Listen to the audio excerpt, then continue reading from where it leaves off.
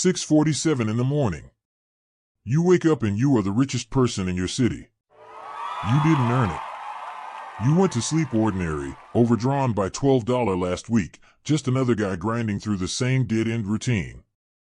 Then you wake up with $470 million, your name suddenly at the top of every local rich list. No note. No explanation.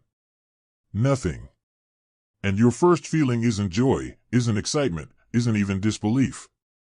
It's that you need to pee, and there are 4 strangers breathing on the other side of your bedroom door, just standing there, waiting. That's the trade. You just got everything, and instantly lost the right to be alone in your own bathroom. You stare at the number on your phone, and it ticks up while you're looking at it. It does that now. It'll do that all week, whether you're awake or not, while you sleep, while you eat, while you try to remember who you used to be. Here's what wrecks you by Sunday. This money is too big for your city. It grows faster than you could ever spend it locally, faster than you could ever give it away. And overnight, the entire city quietly rearranged itself around you, like the whole place bent to protect and serve this new fortune that now wears your face. You don't want the big mansion on the hill. You don't want the luxury cars or the private security details. You just want that simple $1.79 late-night shawarma from the small spot on 5th Street, the one you used to hit at 2 a.m. when you were broke, standing under the flickering sign, eating it straight from the foil while the city felt normal. And that cheap, greasy, comforting bite is now the one thing all that money can't simply give you back. You open the bedroom door, and there are 31 people in your house. You count them later. In the moment you just register tablets, whispers, organized chaos. Everyone is holding a tablet. Everyone is younger than you. Everyone is already looking at you like you're a meeting that started without them, like your existence is now an agenda item. The man in the quarter zip introduces himself as your chief of staff. His name is Brendan or Brandon, and you lose it before he finishes saying it. You will lose it 4 more times today. He will never correct you, because $470 million means you are now correct about everything, including names that aren't even his. You did not hire these people. You don't know how they got keys. You don't know which property this even is. You have apparently 7 now, scattered across the city, each one more unfamiliar than the last. You test the waters. Could I get like a new watch or something? Configurators open on 3 tablets simultaneously. Someone asks for color options. Verde or Ranchio, whatever that means. You panic and say never mind. You wave both hands like you're putting out a small fire in front of you. Nobody laughs. That's the thing nobody tells you about this level of local money. The jokes stop landing because the staff can't tell anymore which of your half-formed ideas are billion-dollar instincts and which are just the leftover thoughts of a guy who used to eat instant noodles on Thursdays. You decide to make your own coffee, like a normal person, like someone who has made coffee 1,000 times before. You cannot find a mug. You cannot find the coffee. You cannot find anything because the kitchen is built for a full staff, not for you. And then a chef materializes, Thomas, lean, polished, terrifyingly calm, already plating a perfect sous vide egg cooked at exactly 145 degrees Fahrenheit. An egg you did not request, and will not be allowed to refuse. You ask where the kettle is. Thomas looks at you the way a cardiologist looks at a man eating gas station food. So you find the stove yourself. You fill a pot. You put it on the burner. And somewhere deep in the walls a sensor decides that an unidentified person is operating equipment in an unsecured zone, and 9 seconds later 2 men in soft jackets are standing in your kitchen, hands folded, calmly asking if everything is all right. Everything is not all right. You are the richest person in the city, and you cannot boil water without summoning a tactical response team. You let Thomas win. You eat the egg. It's perfect. You hate every bite of it. This is the first lesson, and it's free, which is good, because it's the last free thing you'll get all week.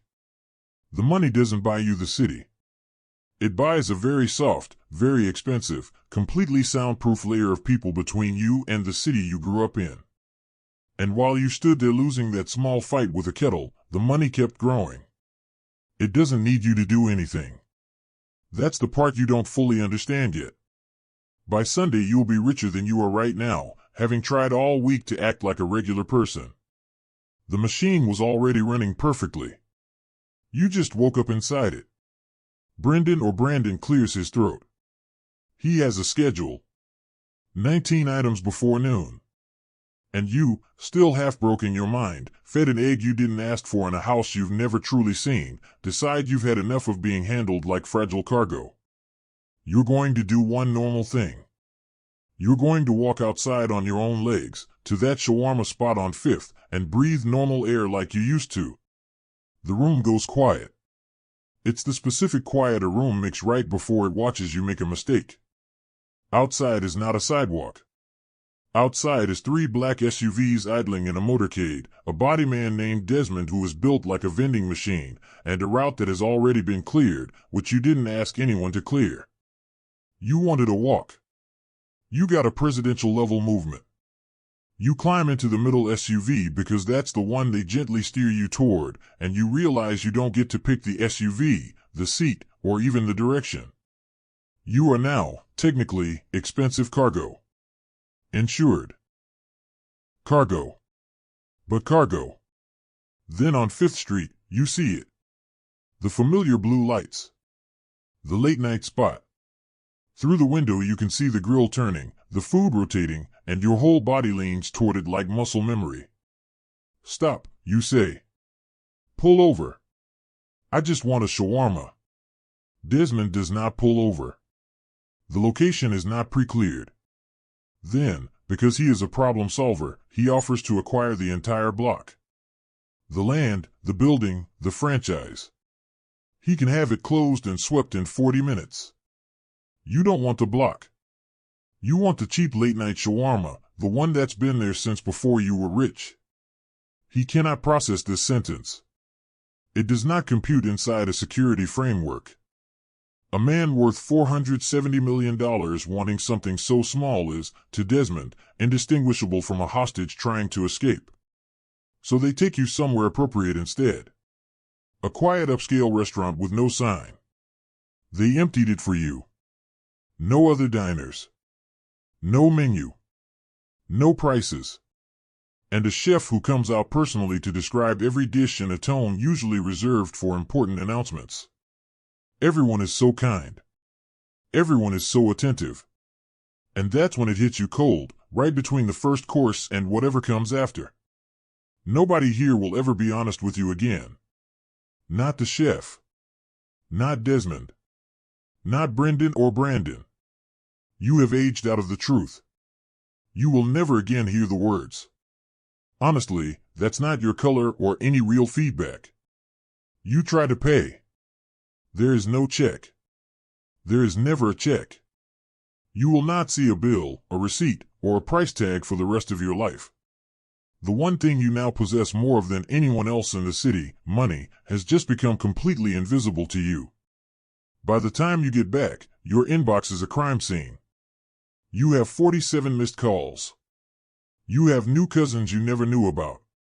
A childhood best friend texts. Is it real? Your mother calls crying, asking why you didn't tell her.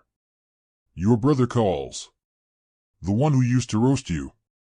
For the first time in years he is warm, curious, using your name like it's precious. You can hear the effort in it, the new careful softness. It is the loneliest phone call of your entire life, because your own brother started handling you like a client. You try to do something good. You pledge millions to local charities and causes. For about an hour you feel like a hero. Then your advisor gently shows you the aftermath. Your gift was so large it broke the ecosystem. Smaller organizations that relied on steady donors froze or collapsed. You tried to help and accidentally hurt the real helpers. You cannot outgive yourself. The money regenerates faster than you can aim it. You try to rebel. You slip out the back in a gray hoodie, down the service elevator, into the alley. For about 200 feet, past the dumpsters, under the jacaranda tree, you are free. Anonymous. A normal man walking nowhere. It's the best you felt all week. Then one of your own security cameras, the ones you now pay for, recognizes your face. An alert fires. The SUVs appear before you reach the end of the alley, slow, apologetic, doors already opening. You funded the system that caught you.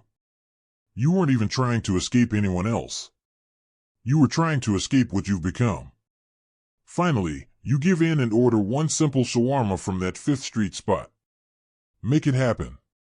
It becomes a full 30-person operation. They quietly buy out the entire place for the day. Fresh ingredients sourced and brought under temperature control. Logistics alone run north of $80,000. It arrives the next morning, plated like fine dining on warm porcelain, with an artistic smear of sauce and an unnecessary garnish. You pick it up with your hands. The staff flinches slightly. You take one bite. It tastes like nothing. Not because it's bad, but because the thing you were hungry for was never the food. It was the feeling of being a person nobody was watching, of a quiet, meaningless moment that belonged only to you. They brought in everything except that one ingredient, because $470 million permanently removed it from your life. By the end of the week, the number is even higher. You ate an egg you didn't want. You accidentally tanked a local contract with one sentence. You waged an $80,000 war for a shawarma you couldn't taste. You failed to walk to the end of your own alley. And the money grew anyway, because of you, the way a pearl grows because of a piece of grit.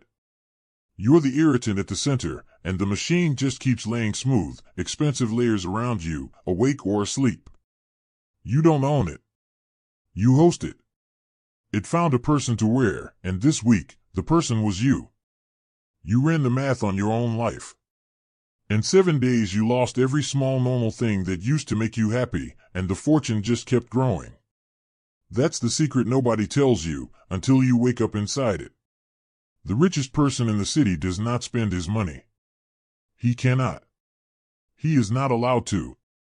The fortune is bigger than any appetite one human can have. And the entire structure around it exists to keep it, to grow it, to carry it forward, long after you're gone. You were never the spender. You were the caretaker.